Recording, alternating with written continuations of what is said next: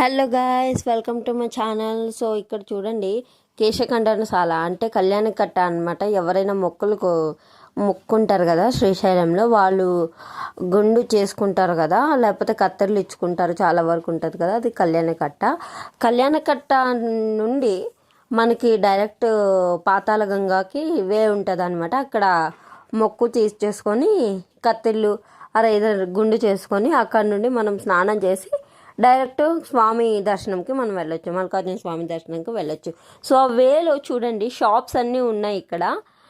అంతా మంచిగా అరేంజ్ చేశారు, టిఫిన్స్, ఫుడ్స్. చాలామంది వచ్చారు ఫ్రెండ్స్. ఇక్కడ గంగమ్మ తల్లి అంటే పాతాళ గంగాదేవి.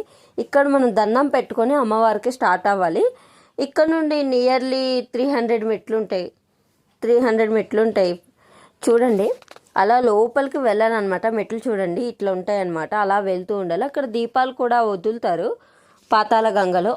సో మేము కూడా వదిలామన్నమాట దీపము. అమ్మవారికి దండం పెట్టుకొని మనం కార్తీక మాసంలో ఎలాగైతే తెప్పలో దీపాలు వదులుతామో అట్లనే ఇక్కడ ఎనీ టైం అవైలబుల్ ఉంటుంది అనమాట. అంటే అలాంటి ప్లేసెస్కి వెళ్ళినాక వదలడం చాలా గ్రేట్ కదా. సో చూడండి, నెక్స్ట్ వీడియోతో కంటిన్యూ అవుదాం. Thank you, have a nice.